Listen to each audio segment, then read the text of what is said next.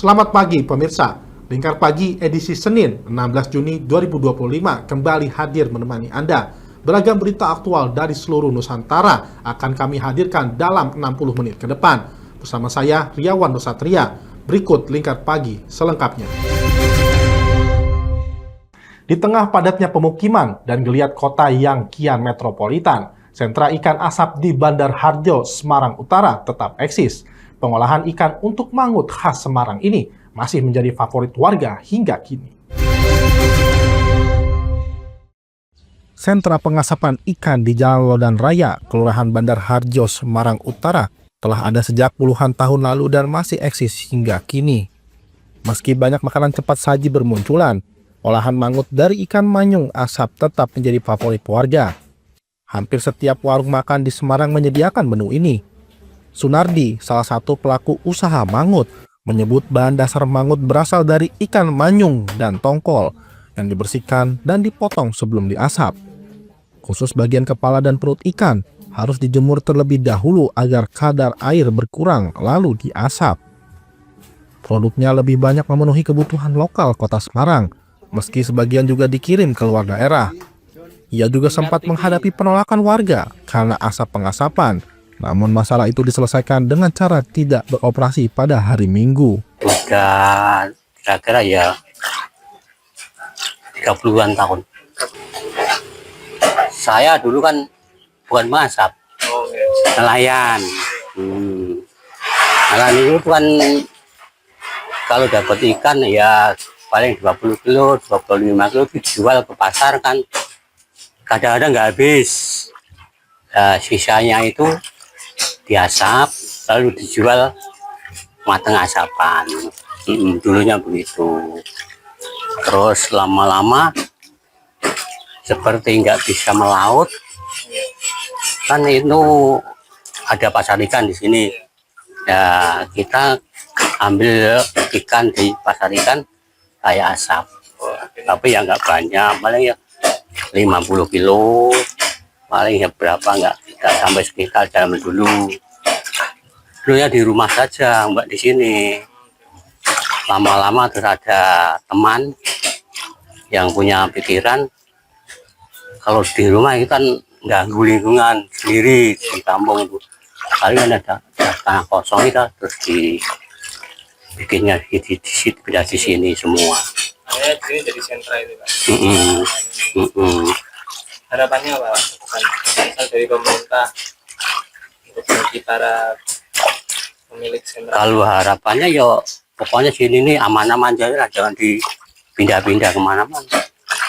Dulu pernah mau dipindah tambah lorok kayak di sana kan, nggak mau ini. Sunardi berharap sentra ikan asap Bandar Harjo bisa terus berkembang dan menjadi daya tarik kuliner kota Semarang. Dari kota Semarang, Syahril Muadz, Lingkar TV melaporkan. Tingkatkan daya tarik wisata. Pengelola Kencana Bunuk Gong berikan pengalaman petik melon bagi para pengunjung. Bagaimana keseruannya? Kami telah merangkumnya untuk Anda.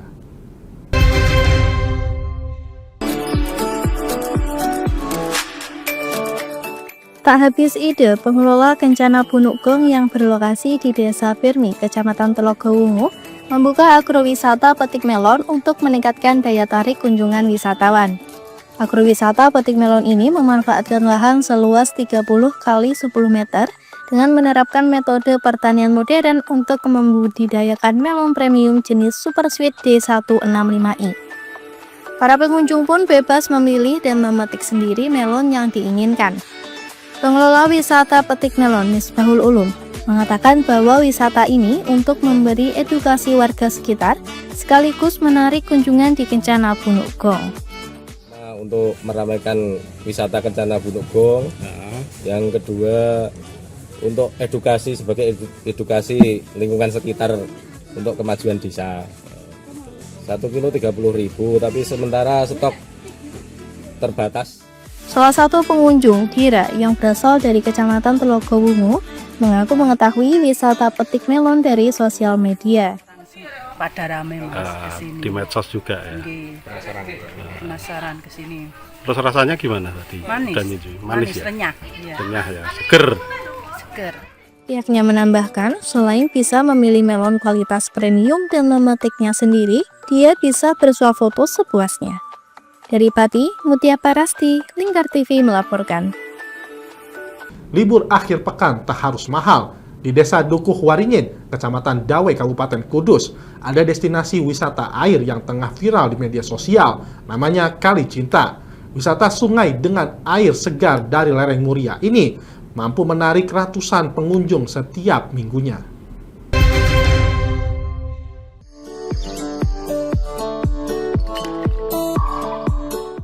Berada di tepi Sungai Guono, Kali Cinta menawarkan kesegaran alami dari mata air Muria.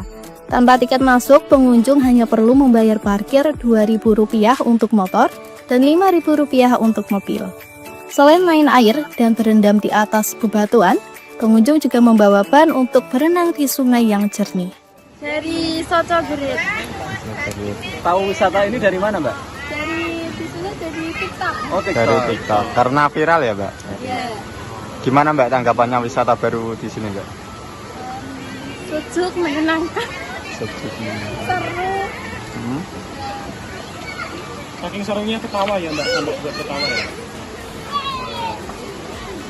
Berarti baru pertama kali di sini? Iya, baru pertama. Ini Untuk tempatnya gimana, Mbak?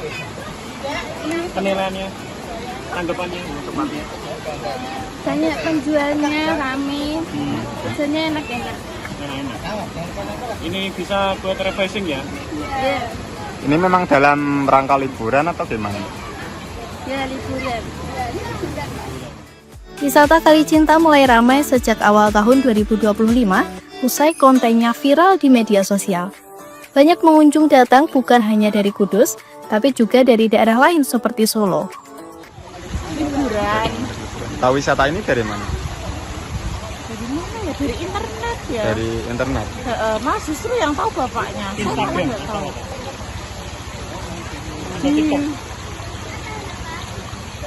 Facebook kelihatannya bapaknya.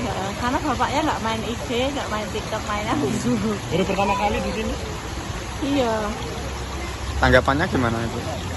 Ya kan karena waktu kecil saya mainnya di kali, nemu kali ya seneng mas. Seneng ya? Ada nostalgia gitu ya, Bu? Iya.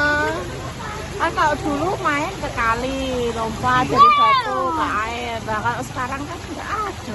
Udah jarang ya ada tempat wisata kayak gini ya? Ya, nggak ada. Dulu katakanlah dekat rumah ada kali, yuk wis main ke kali tiap hari. Orang mana Bu? Saya kota. Kota. Kota Solo. Oh Solo. Dari Solo ya, Bu? Di sini ada saudara atau gimana Bu? Ada. Kesini, Saudaranya di kota. sini jam berapa tadi, Bu?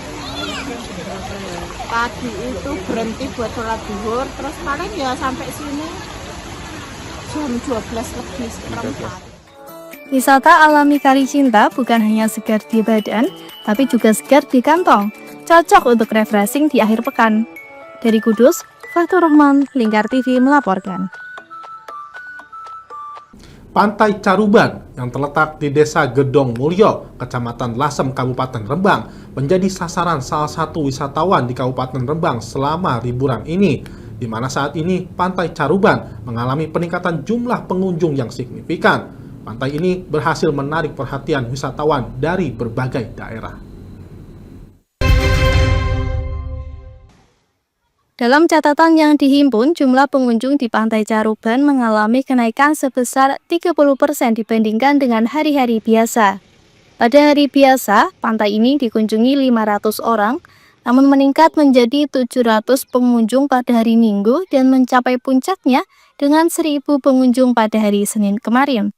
Triyono, Humas Pantai Caruban, mengungkapkan bahwa antusiasme masyarakat dan wisatawan untuk menikmati keindahan pantai ini semakin meningkat, di mana selain menawarkan keindahan alam, Pantai Caruban juga dikenal karena kepercayaan masyarakat akan khasiat airnya yang diyakini dapat menyembuhkan berbagai penyakit. Dirinya menyebut, Pantai Caruban bukan hanya sekadar tempat wisata, tetapi juga menjadi destinasi terapi bagi banyak orang. Mulai hari Sabtu, Minggu sampai hari ini. Ya kalau kita perhitungkan dari penjualan karcis parkir kita masuk wisata ada kenaikan Mas dibanding dengan hari Sabtu, hari Minggu kemarin. Terus ini bisa diperkirakan nanti sampai sore kisaran 1.000 karcis masuk. Ada kenaikan harga karcis Bang untuk Kalau harga karcis sementara tetap. Jadi untuk kendaraan sepeda motor tetap Rp5.000, dan untuk kendaraan berupa mobil, kalau mobil pribadi kita Rp10.000. Untuk yang Mini 15, nanti yang agak besar lagi 20. Itu masih tetap. Jadi hari-hari kemarin di bawah 1.000. Bawah 1.000. Hari Sabtu kisaran 500, hari Minggu juga tetap kayak hari biasa kisaran 700 karcis. Untuk hari ini kayaknya mulai ini udah kayaknya rame. Jadi nanti bisa diperkirakan bisa 1.000 karcis. Lebih-lebih kalau malamnya itu sinar rembulannya ada, bulan terang. Paginya saya mandi. Alhamdulillah saya sehat sekarang. Terus pada tahun 2019 corona, terus 2000 sampai 2020, di pertengahan 2019 sampai 2020 saya terkena corona waktu itu. Saya merasakan betul-betul memang saya terkapar di di tempat tidur, dan saya nggak miring pun nggak bisa, saya hanya bisa tidurnya badang doang. Nah, ketika itu istri saya kalau pagi saya dibawa naik mobil, dibawa ke pantai, saya mandi, terapi terus. Akhirnya alhamdulillah saya nggak ke dokter, akhirnya saya sembuh dan sehat. Salah satu pengunjung yang mengalami gejala stroke mengaku datang ke pantai ini untuk terapi, dan setelah merasakan airnya, dirinya merasa lebih baik. Dengan pesonanya yang memikat dan berbagai manfaat yang ditawarkan, tidak heran jika Pantai Saruban terus menjadi pilihan utama bagi wisatawan yang mencari suasana berbeda saat liburan. Dari Rembang, Vicky Rio, Lingkar TV melaporkan. Baik pemirsa, kami akan kembali usai jeda pariwara berikut ini. Tetaplah bersama kami.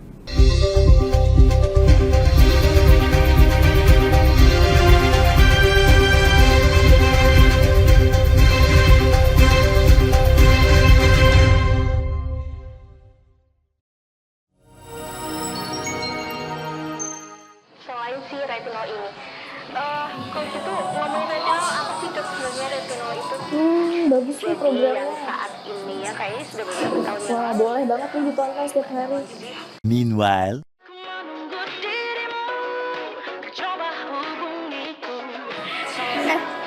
Kamu lagi nonton apa sih dari tadi kok apem-apem mulu? Ini loh lagi nonton program Cantik Sehat di Lingkar TV. Bagus banget nih programnya. Oh ada ya program kayak gitu? Ada loh di programnya di Lingkar TV. Kamu udah tahu kan Lingkar TV? Belum. Kan belum tahu Lingkar TV. Lingkar TV itu TV digital streaming online yang sudah mengantongi izin PSE dari Kominfo dan bisa diakses di HP kalian mestinya. Oh iya? Iya, bagus loh. Coba di-download sekarang. Bentar deh, aku tak coba download dulu. Iya. Selain program Cantik Sehat, kalian juga bisa menonton program lainnya di Lingkar TV dan bisa ditonton kapanpun dan dimanapun kalian berada loh. Gimana, udah bisa?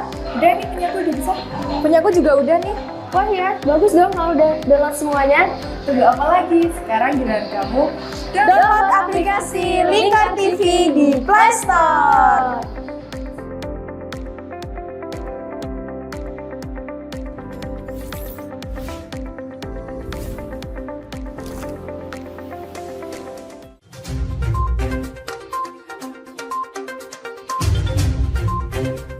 Merangkum semua peristiwa sebagai berita yang penuh fakta.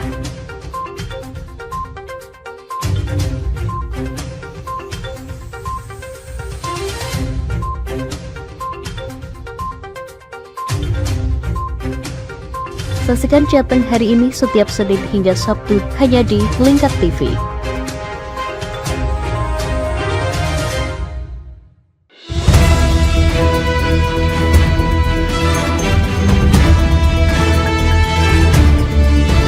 Menemani pagi Anda dengan menyajikan berita nasional dan regional yang dikupas secara akurat dan aktual untuk awali hari. dalam Lingkar Pagi. Setiap Senin hingga Sabtu jam 8 pagi hanya di Lingkar TV.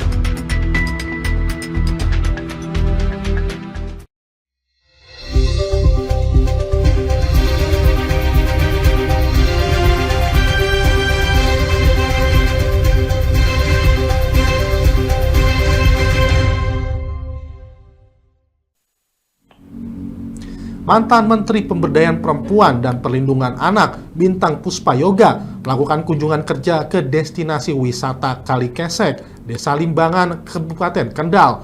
Dalam kunjungan ini, ia menyampaikan harapan agar peran perempuan di sektor pariwisata terus ditingkatkan.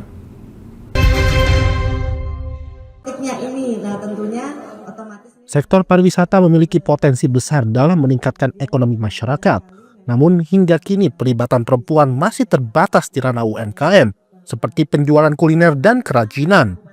Padahal perempuan dinilai mampu berperan lebih jauh, mulai dari pandu wisata, manajemen destinasi, hingga kegiatan promosi digital. Bintang Puspayoga menegaskan, bila perempuan diberi keselamatan dan juga lebih luas di sektor pariwisata, maka akan muncul dampak positif terhadap kesejahteraan dan penurunan risiko kekerasan terhadap perempuan.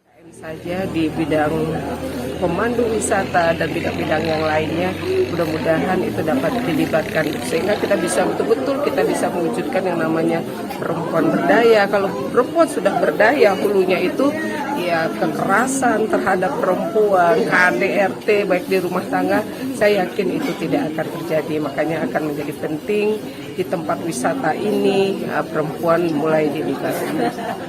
Kalau Bali menjadi desa wisata itu kan sudah prosesnya tidak dalam waktu seketika, ya itu perlu proses yang panjang. Nah ini dimulai dari desa wisata, saya melihat kemajuannya sangat pesat yang ada di desa Sri Wulan ini ya, desa wisata Kalikesek ini. Nah, bagaimana terintegrasinya yang dilakukan oleh BUMDes, saya pikir ini sinergi kolaborasi yang luar biasa.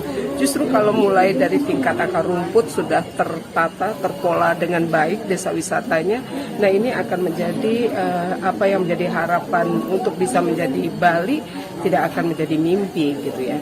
Nah inilah mudah-mudahan ada apa yang ada di desa Kalikesek ini, desa wisata yang dikelola oleh BUMDes, kemudian itu bisa menjadi inspirasi desa-desa yang lainnya. Apalagi tadi saya sangat tertarik memberikan apresiasi yang setinggi-tingginya bagaimana inovasi BUMDes yang bisa mengelola desa wisata, yang bisa memberikan CSR kepada seluruh warga desa yang ada di desa ini. Nah ini suatu inovasi dan kreativitas yang luar biasa.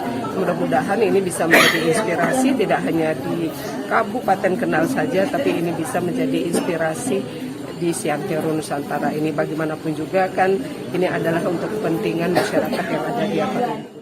Keberadaan desa wisata seperti Kalikesek perlu didukung dengan kebersamaan dan partisipasi seluruh elemen masyarakat. Pariwisata bukan saja tentang keindahan alam, tapi juga tentang kekuatan sosial yang memberdayakan. Tapi ini masih belum didaftarkan di Dinas Kabupaten, karena itu belum punya SK Desa Wisata. Kemarin itu Pak Irham dari Disporapar sebetulnya akan mengikutkan untuk lomba anugerah Desa Wisata Indonesia, tetapi karena memang belum mempunyai SK Desa Wisata, kemudian tidak jadi, sementara belum. Tapi ini sudah berproses, syaratnya sudah masuk ya? Syaratnya masih dicukupi desa. Oh masih dicukupi, jadi sudah berproses, tetapi ada beberapa persyaratan yang masih belum dicukupi, dan insya Allah ini karena termasuk desa wisata yang nantinya jadi andalan Kabupaten Kendal, nanti insya Allah kami akan tindak lanjuti semaksimal mungkin, secepat itu juga ya. Akses jalan tentunya kan karena memang pariwisata ini termasuk juga untuk peningkatan perekonomian di sini.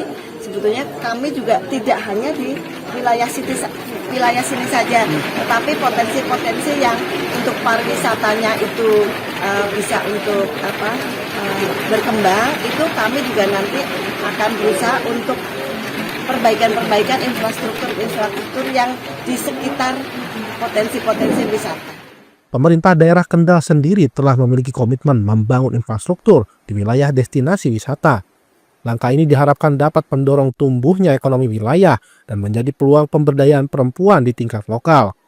Dari Kendal, Jawa Tengah, Wahyudi, Lingkar TV melaporkan.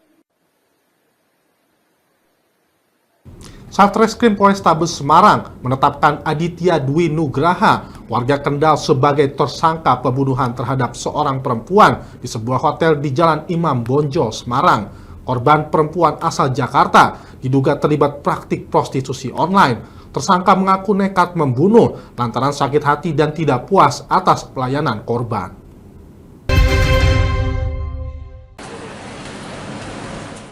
Aditya Dwi Nugraha, seorang sopir asal Kendal usia 33 tahun, ditangkap di Surabaya setelah diduga membunuh seorang perempuan berinisial DNS berusia 29 tahun warga Jakarta di sebuah hotel di kota Semarang.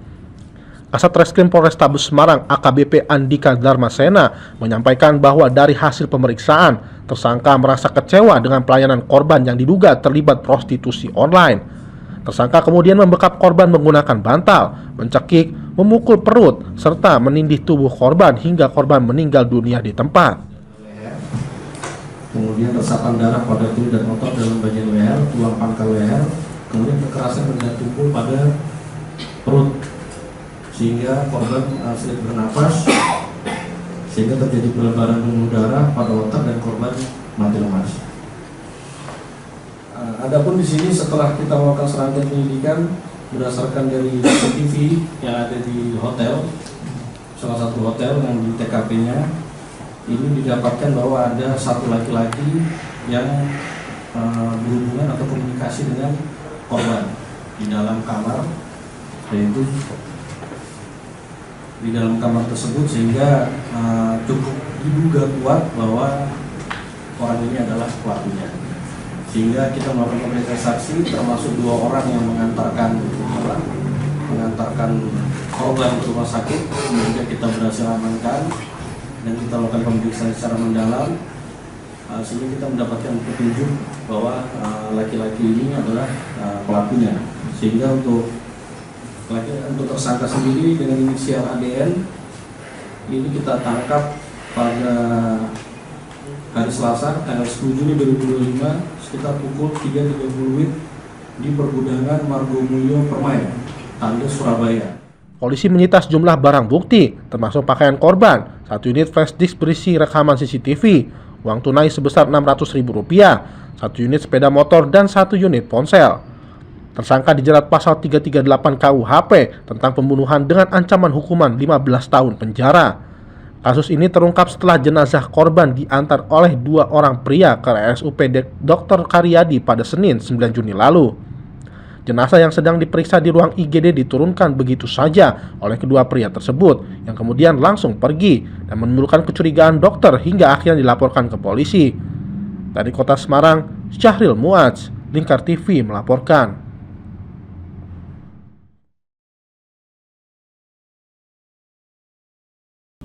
Usai diterbitkannya surat dari Kementerian Sosial tertanggal 3 Juni 2025 perihal pemberitahuan perubahan data peserta PBIJK, jutaan peserta bantuan PBIJK di seluruh Indonesia dinonaktifkan. Di Jawa Tengah saja, setidaknya 1,1 juta peserta PBIJK dinonaktifkan, termasuk 21.158 peserta yang berasal dari Kabupaten Semarang.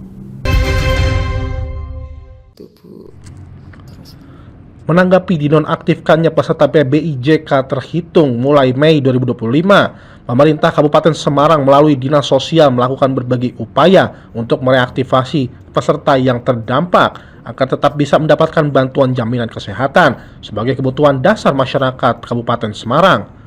Kepala Dinas Sosial Kabupaten Semarang menyampaikan bahwa setelah diterbitkannya surat dari Kementerian Sosial, peserta PBIJK mulai bulan Mei 2025 ditetapkan menggunakan basis data DTSEN atau Data Terpadu Sosial Ekonomi Nasional yang menggantikan DTKS atau Data Terpadu Kesejahteraan Sosial. Sebanyak 21.158 peserta PBIJK di Kabupaten Semarang saat ini telah dinonaktifkan. Meski demikian, Pemkab Semarang terus melakukan berbagai langkah agar warganya tetap bisa mendapatkan layanan jaminan kesehatan salah satunya melalui proses reaktivasi berdasarkan surat permohonan dari desa dan kelurahan di wilayah Kabupaten Semarang. Jawa Tengah ada 1,1 juta BPJS PBIJK yang dinonaktifkan. Di Kabupaten Semarang pun terdampak juga, Mbak. Jadi di Kabupaten Semarang ada 21.158 BPJS PBIJK yang dinonaktifkan. Otomatis warga 21.158 ini menjadi tidak punya hak untuk mendapatkan BPJS. Nah, itu tentu saja hal itu akan sangat berpengaruh terhadap kesehatan masyarakat Kabupaten Semarang. Maka untuk masyarakat biar tetap mendapatkan haknya di bidang kesehatan, pemerintah Kabupaten Semarang melakukan 2 hal. Yang pertama, sesuai dengan surat dari Kemensos, kami bisa mereaktivasi atau mengaktifkan kembali yang sudah dinonaktifkan tersebut. Tentu saja tidak semua, tapi warga-warga yang memang sangat membutuhkan, terutama warga yang mempunyai penyakit-penyakit kronis atau parah, kemudian memang benar-benar warga miskin. Itu upaya yang pertama. Kemudian upaya yang kedua, pemerintah Kabupaten Semarang juga akhirnya mengalihkan anggaran yang memang tidak sangat mendesak untuk melindungi warga Kabupaten Semarang dengan BPJS PBI Pemda yang tadi nonaktif tadi. Itu yang dilakukan oleh pemerintah Kabupaten Semarang. Kalau kami Dinsos melalui reaktivasi, kemudian Pak Bupati dengan anggarannya melalui mengalihkan anggaran yang untuk kegiatan Pemda untuk digunakan melindungi melalui BPJS PBI Pemda. Nah, tapi langkah yang kami lakukan ini tidak bisa berjalan, masyarakat tidak bisa mendapatkan haknya di bidang kesehatan kalau masyarakat juga tidak ikut aktif. Siapa sih yang diharapkan ikut aktif adalah adalah pemerintah desa dan operator desa. Jadi pemerintah desa kalau reaktivasi, karena itu harus ada surat keterangan dari desa bahwa warganya ini benar-benar miskin, warganya benar-benar punya penyakit kronis sehingga harus dibantu. Kemudian operator desa, karena mereka lah yang bertugas untuk menginput, mengaktifkan kembali yang non aktif ini biar menjadi aktif. Jadi operator diharapkan juga aktif untuk mereaktivasi. Kemudian masyarakat umum, apa sih kontribusinya? Justru peran utama itu dari mereka, Mbak. Jadi harapannya mereka tuh sadar bahwa ketika ada warga masyarakat, anggota keluarganya yang meninggal, tolonglah segera dilaporkan, karena ini istilahnya mengurangi hak warga masyarakat lain yang sebenarnya berhak untuk mendapatkan BPJS PBIJK, akhirnya tidak mendapatkan karena masih tertulis orang itu mendapatkan BPJS PBIJK padahal sudah meninggal. Sehingga harapannya kalau ada anggota keluarga meninggal, ya tolong dilaporkan. Ia berharap berbagai upaya yang dilakukan Pemkab Semarang untuk menjamin layanan kesehatan bagi warganya juga dihubungi dengan juga kesadaran masyarakat dalam melaporkan kondisi terkini penerima manfaat PBJKI.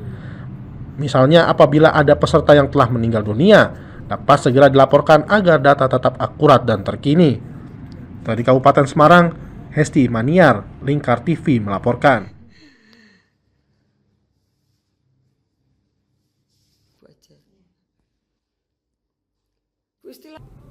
Sebanyak 40 desa di Kabupaten Rembang resmi mengantongi akta legalitas Koperasi Desa Merah Putih. Langkah ini dinilai mampu memperkuat ekonomi kerakyatan di tingkat desa seiring percepatan pembentukan koperasi di seluruh Rembang yang jumlahnya terus bertambah. Koperasi Merah Putih dirancang untuk memiliki 7 unit usaha utama yang menyentuh langsung kebutuhan masyarakat. Di antaranya adalah kantor koperasi, kios pengadaan sembako, unit simpan pinjam, klinik kesehatan desa kelurahan, apotek desa kelurahan, sistem penggudangan dan juga cold storage, serta sarana logistik desa kelurahan. Dengan model tersebut, koperasi tak hanya akan menjadi penggerak sektor terjangkau, tapi juga berperan sebagai agen penyalur LPG 3 kg dan pupuk bersubsidi, sehingga menjembatani akses masyarakat terhadap kebutuhan pokok dengan harga terjangkau.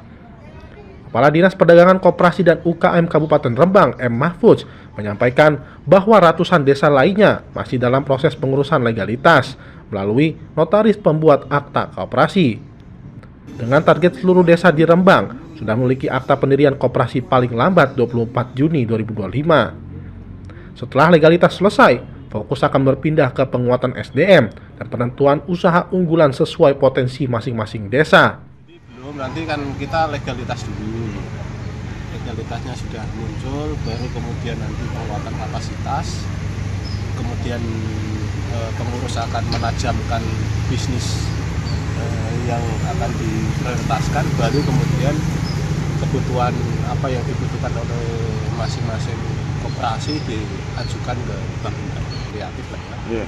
Tapi pada tataran penguatan SDM ini harus kita lakukan di awal. Tapi rata-rata sudah memunculkan rencana unit bisnisnya apa? Dari 7 unit bisnis yang sudah ditetapkan pemerintah, semuanya di lembaga sudah menetapkan itu, tetapi di dalam prioritas nanti akan dipilih mungkin 1 atau 2 yang nanti bisa langsung on the way, misalnya gerai sembako misalnya. Nah di sana nanti akan ada akses untuk penjualan LPG 3 kilo dan seterusnya. Jadi itu akan menjadi kebanyakan yang kemarin sempat banyak yang muncul di gerai sembako. Itu inisiatif dari masing-masing koperasi. Ya, masing-masing kan berbeda sesuai dengan karakteristik. Mahfudz menambahkan, salah satu jenis usaha yang paling banyak diminati saat ini adalah gerai sembako, disusul dengan apotek desa. Menurut Mahfudz, jenis usaha ini muncul sebagai kebutuhan real masyarakat dan dinilai paling potensial untuk dikembangkan di berbagai wilayah. Ia berharap koperasi nantinya akan difasilitasi untuk menjalin kerjasama dengan bank-bank himbara guna mendukung pembiayaan usaha koperasi yang berbasis pada kebutuhan dan potensi lokal. Dari Rembang, Vicky Rio, Lingkar TV melaporkan. Baik pemirsa, kami akan kembali usai jeda pariwara berikut ini. Tetaplah bersama kami.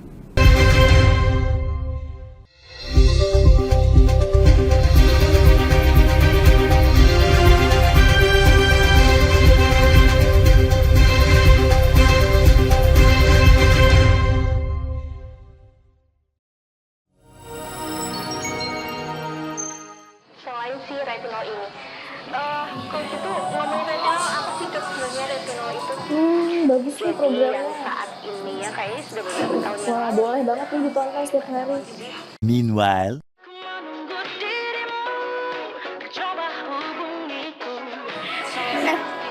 Kamu lagi nonton apa sih dari tadi kok apem-apem mulu? Iya loh, lagi nonton program Cantik Sehat di Lingkar TV. Bagus banget nih programnya. Oh ada ya program kayak gitu? Ada loh di programnya di Lingkar TV. Kamu udah tahu kan Lingkar TV? Belum. Kan belum tahu Lingkar TV. Lingkar TV itu TV digital streaming online yang sudah mengantongi izin PSE dari Kominfo dan bisa diakses di HP kalian mestinya. Oh iya? Iya, bagus loh. Coba di-download sekarang. Bentar deh, aku tak coba download dulu. Iya. Selain program Cantik Sehat, kalian juga bisa menonton program lainnya di Lingkar TV dan bisa ditonton kapanpun dan dimanapun kalian berada loh. Gimana, udah bisa? Udah nih, punyaku udah bisa. Punyaku juga udah nih. Wah ya, bagus dong kalau udah download semuanya. Tunggu apa lagi? Sekarang giliran kamu download aplikasi Lingkar TV di Play Store.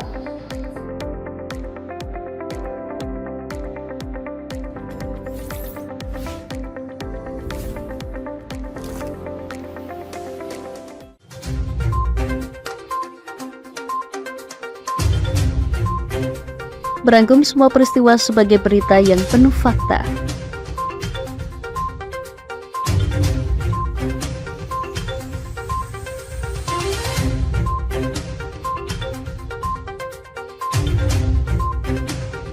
Saksikan Jateng hari ini setiap Senin hingga Sabtu hanya di Lingkar TV.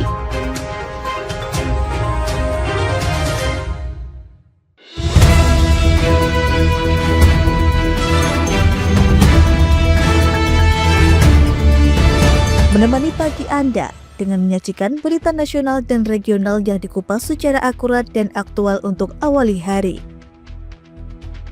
Dalam Lingkar Pagi, setiap Senin hingga Sabtu jam 8 pagi hanya di Lingkar TV.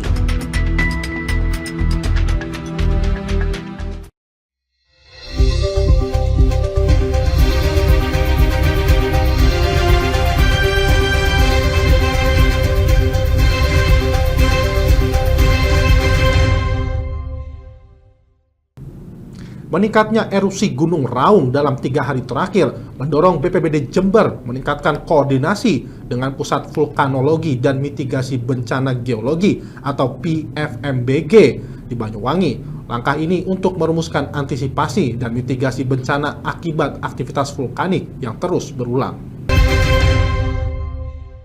Gunung api Raung Jumat 13 Juni mengalami erupsi dengan ketinggian kolam abu mencapai 900 meter dari puncak, berwarna putih hingga kelabu dengan intensitas sedang dan condong ke arah selatan. Erupsi yang terjadi berulang dalam sepekan terakhir membuat BPBD Jember meningkatkan koordinasi dengan Pusat Vulkanologi dan Mitigasi Bencana Geologi atau PVMBG melalui pos pengamatan Gunung Api Raung yang berada di Kecamatan Songgon, Kabupaten Banyuwangi, Jawa Timur. Langkah-langkah antisipasi dan mitigasi segera disusun, mengingat 3 kecamatan di Kabupaten Jember masuk dalam zona merah erupsi Gunung Raung karena terletak di sisi barat kaki Gunung Raung.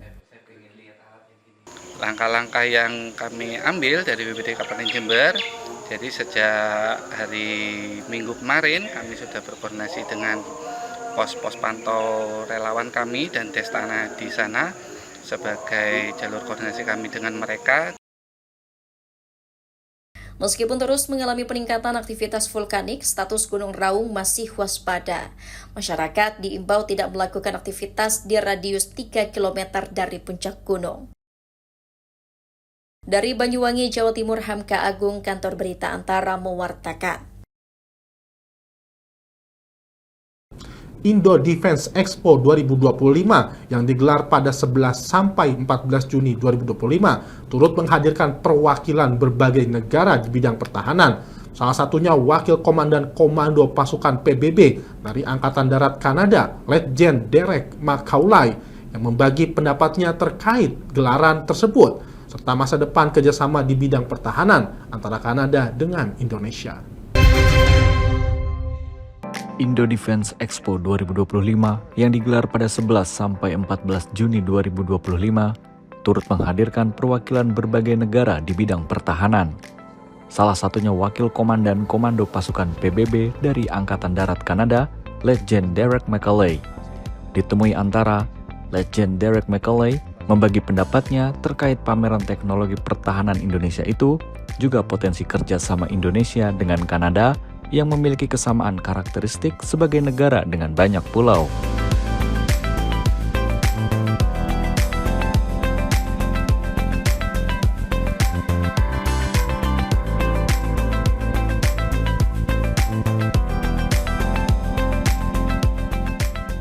The Indo Defense Expo, it was truly remarkable, an extraordinary event. I think there was over 40 countries that came. I think I understand over 11 defense ministers, and the industry that was present really made it a rich forum. And I think that combined with the opportunity to talk, as I mentioned before, with some of our partners and to hear and share perspectives, not only Indonesia, but those that also call in the Indo-Pacific home. Really, the forum is a great opportunity for all of us, and I think it certainly is something that we all benefit from, and we, certainly from a Canadian perspective, I can't thank Indonesia enough for hosting such a professional and valuable event.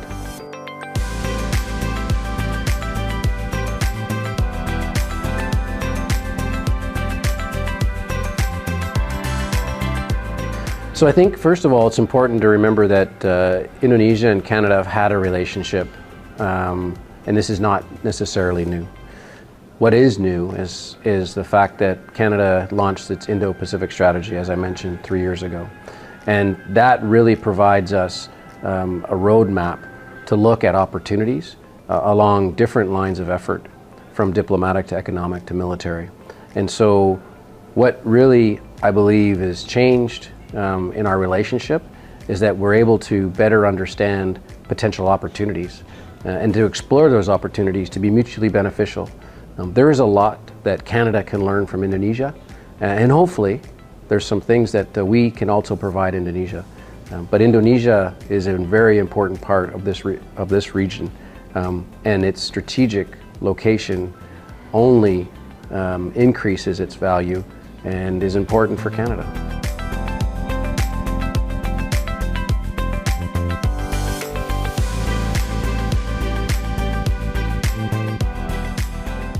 So I mean, maritime and island security, that is something that we shared, as you mentioned, about the coastlines and historically the importance of just ensuring and understanding the freedom of navigation and where we are. So that relationship and where we could go for the future is something that I think we can really explore. We have had already some significant reciprocal engagements from the Bakpak Ali Mohammed, who came to Ottawa back in March to participate in the Canadian Defence Association on a panel, which was the first Indonesian general to participate in such a forum, and made an incredible impact to those that were there, and it was able to provide that rich perspective. And also, we've had ships visit to Indonesia recently, and I think we'll see that increase over the period of time. And I would say lastly is we've had the privilege to have our commander of the Navy visit Indonesia just last November, and those are just small indicators, I think, of how we both believe that we must explore the maritime domain, and that there are opportunities for each other to share and learn.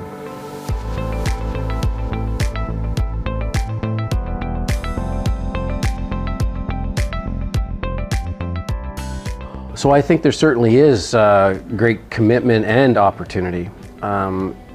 One thing that may not be, you may not be familiar with is the fact that over 700 Indonesian soldiers and officers have already been trained either in Canada or with the assistance of Canadians that have come to Indonesia. And that is something that we want to continue to explore and further identify the opportunities that are mutually beneficial. And so, this is really tied to our strategy. This is tied to having a coherent engagement and participation on exercises. And I think you will see, hopefully, in the future, that Canada will increase its commitment on a number of different areas, and to seek that exchange not only of knowledge, but the exchange of experience.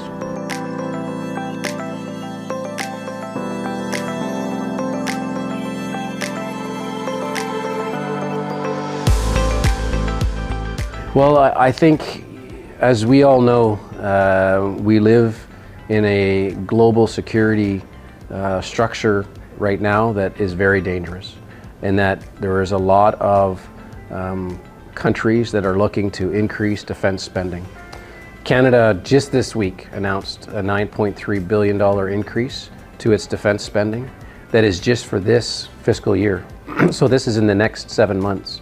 And certainly that is something that will require industry in Canada to look for solutions to our challenges and our requirements, but also potentially as opportunities for other industries, to include Indonesian, to look at opportunities to work with Canada or work with companies that are Canadian. And so I think the expo happening this week, the fact that Canada announced such a significant increase to our defense spending, which will take us past the 2.0% of our GDP, those things coming together at this period of time only provide industry, whether that's Indonesian or Canadian, opportunities probably to grow and to benefit.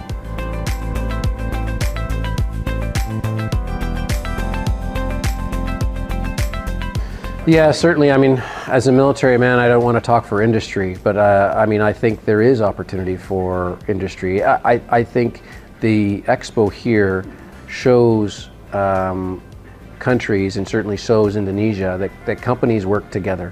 As I mentioned earlier, at the expo, if you came and you walked around to the vendors, there was an area, of course, where there was Canadian companies represented, and those Canadian companies we're there to not only show their capability and what they have to offer, but as you then continued on, you saw other Canadian companies that were with companies from other regions or other countries. And so I think really industry has that opportunity and that foresight to see how they can best work together.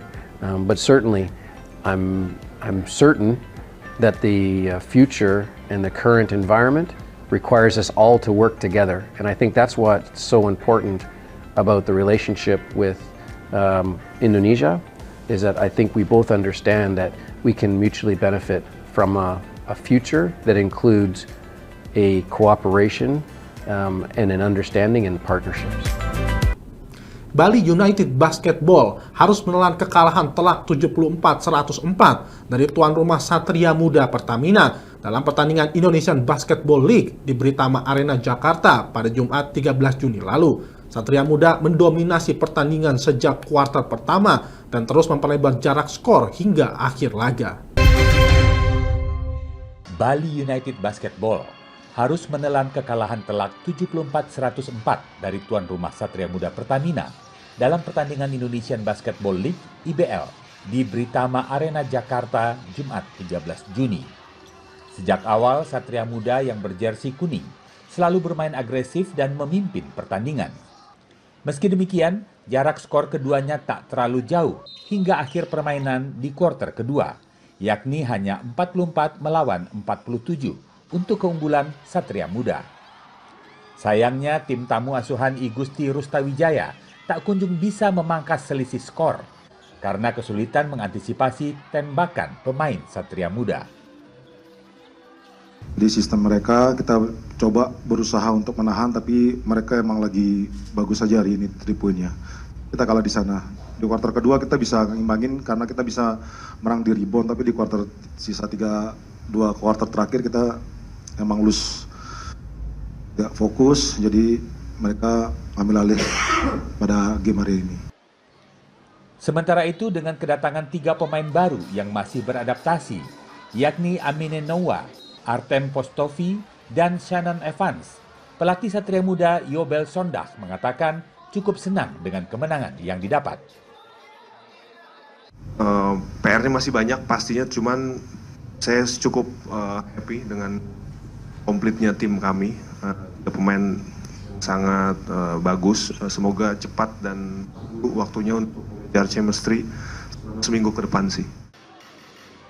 Dengan pertandingan ini, Bali United Basketball masih berada di posisi 13 dalam ranking IBL dengan skor 30 poin. Sementara Satria Muda naik ke posisi 4 dengan 42 poin. Dari Jakarta, Sanya Dinda, Irfan Hardiansyah, Kantor Berita Antara, mewartakan. Kementerian Komunikasi dan Digital tengah mengkaji regulasi untuk menjaga keberlanjutan industri televisi tanah air di tengah badai PHK. Dirjen Komunikasi Publik Vivi Aledia Yahya menyebut kolaborasi lintas kementerian, lembaga, dan asosiasi penting untuk merumuskan model bisnis media yang adaptif. Direktur Jenderal Komunikasi Publik dan Media Kementerian Komunikasi dan Digital Komdiki, Viva Aleida Yahya mengatakan, keberlanjutan industri televisi harus disesuaikan dengan perkembangan zaman. Hal itu disampaikan Vivi Aleida dalam diskusi media di Gedung Komdiki Jakarta Jumat 13 Juni, merespons sejumlah industri televisi yang melakukan layoff atau PHK massal. Dengan menggandeng sejumlah kementerian dan lembaga terkait, serta tim asosiasi seperti Akademi Televisi Indonesia (ATVI), Komdiki terus mendalami pola bisnis media, termasuk mengkaji regulasi yang ada. Apakah mungkin ada regulasi yang mungkin tidak relevan lagi atau justru harus nambah regulasi yang justru untuk memperpanjang keberlangsungan hidup industri TV begitu. Kemudian bagaimana sih cara orang bertransformasi? Sebuah bisnis itu bertransformasi itu pasti sudah diserahkan ke stakeholder masing-masing ya. Karena rata-rata untuk grup-grup itu biasanya mereka sudah mempersiapkan dari yang tadinya hanya televisi, kemudian bertransformasi punya platform digital. Vivi menambahkan dalam waktu dekat Komdiki dan Kemenaker mengundang asosiasi serta sejumlah media untuk kembali berdiskusi membahas keberlanjutan industri televisi di tanah air. Menurutnya tantangan ini tak bisa diselesaikan oleh satu pihak, tetapi perlu kolaborasi lintas sektor guna menyusun pola bisnis yang paling relevan dengan kebutuhan publik saat ini. Baik pemirsa, kami akan kembali usai jeda pariwara berikut ini. Tetaplah bersama kami.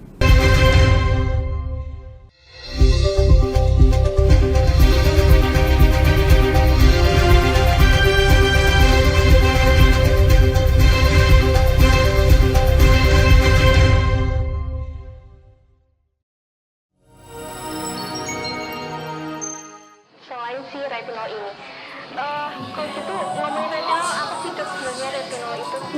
Bagus nih programnya. Yang saat ini ya kayaknya sudah beberapa tahun yang Wah, boleh banget nih ditonton setiap hari. Meanwhile,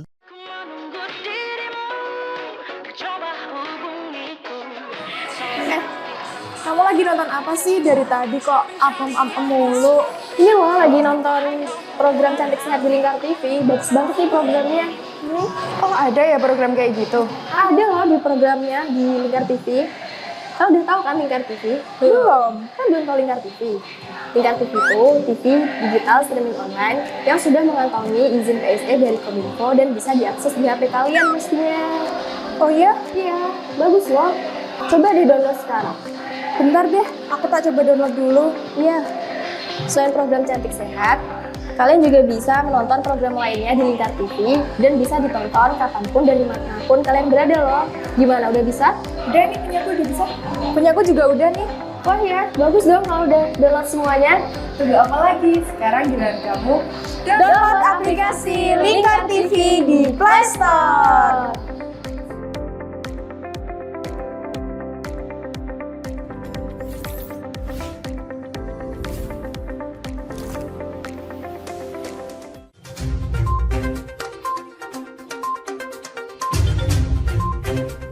Berangkum semua peristiwa sebagai berita yang penuh fakta.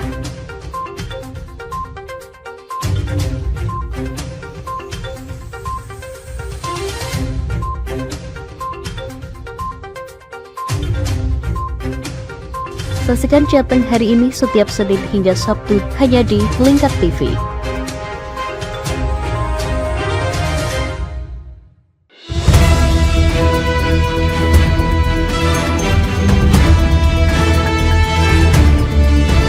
Menemani pagi Anda dengan menyajikan berita nasional dan regional yang dikupas secara akurat dan aktual untuk awali hari.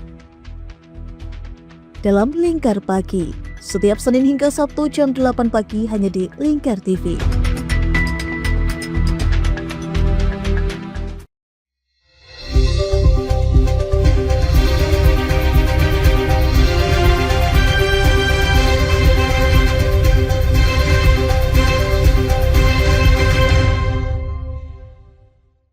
Pemerintah Kabupaten Bogor mempercepat pembebasan lahan untuk 9 proyek infrastruktur prioritas. Proyek mencakup pembangunan jalan dan normalisasi sungai di sejumlah titik rawan macet dan banjir.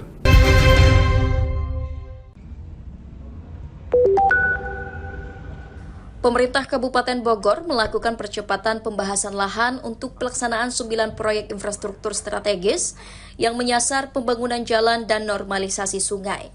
Upaya ini dilakukan untuk menjawab kebutuhan konektivitas, pengurangan kemacetan, hingga mitigasi bencana banjir di sejumlah wilayah yang menjadi proyek prioritas di Kabupaten Bogor, Jawa Barat. Rapat koordinasi percepatan ini digelar pada Jumat 13 Juni di Stadion Pakansari, dipimpin langsung oleh Wakil Bupati Bogor, Ade Rohandi. Usai rapat, Wakil Bupati Ade mengatakan salah satu dari 9 proyek strategis itu adalah Jalan Khusus Tambang, Jalan Bojonggede Kemang, Jalan Lingkar Lewilang Ranca Bungur, Jalan Puncak 2, hingga lahan untuk normalisasi Sungai Cikeas dan Cilengsi.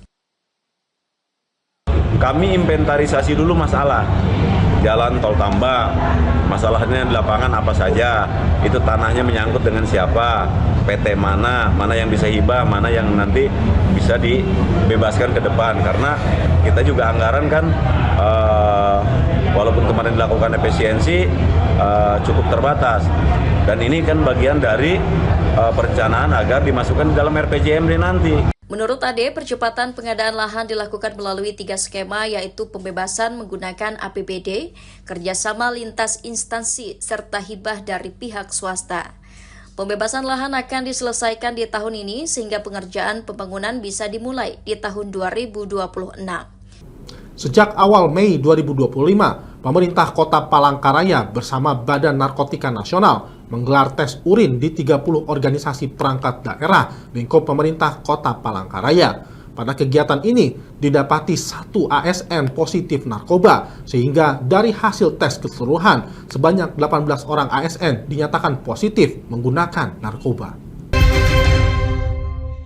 Pemerintah Kota Palangkaraya bersama Badan Narkotika Nasional BNN Kota Palangkaraya melakukan tes urin bagi 1.000 aparatur sipil negara atau ASN di 30 organisasi perangkat daerah OPD.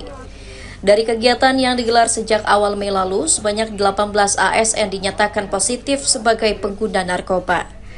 ASN terakhir yang diketahui sebagai pengguna narkoba terlacak dari hasil tes urin yang dilakukan di Kecamatan Pahandut pada Jumat 13 Juni. Kepala BNN Kota Palangkaraya Iwayan Korna mengatakan, nama-nama ASN dengan hasil tes urin positif sebagai pengguna narkoba akan diserahkan ke Wali Kota Palangkaraya untuk mendapatkan sanksi atau tindakan sesuai aturan yang berlaku. Kita tracking kemarin dari 30 OPD di Kota Palangkaraya.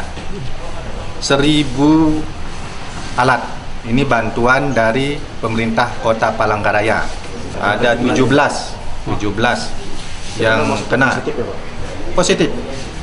Untuk keberlangsungannya terhadap orang-orang yang notabene positif, ada langkah-langkah selanjutnya. Nanti untuk selanjutnya, untuk langkah-langkahnya kami akan berkoordinasi lagi kepada Pak Wali. Tentunya kami khususnya di Kecamatan Pahandut juga berkomitmen penuh untuk mendatangkan, mewajib hadirkan kepada seluruh ASN yang ada di lingkungan Kecamatan Pahandut untuk bisa mengikuti kegiatan tes urin ini. Tes urin yang dilaksanakan ini adalah upaya pemerintah Kota Palangkaraya mencegah dan memberantas penyalahgunaan narkoba khususnya di kalangan aparatur pemerintahan.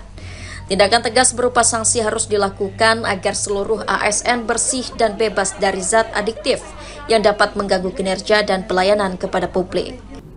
Menteri Pendidikan Dasar dan Menengah Abdul Mukti menerapkan program inovasi bersama pemerintah Australia.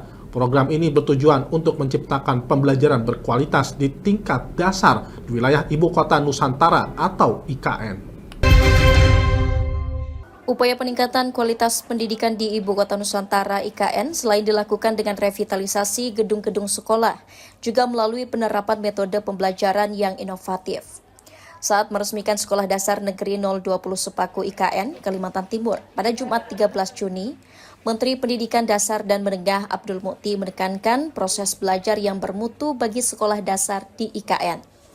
Abdul Mukti memastikan program inovasi untuk anak sekolah Indonesia yang disingkat inovasi mulai diterapkan pada sekolah-sekolah di IKN.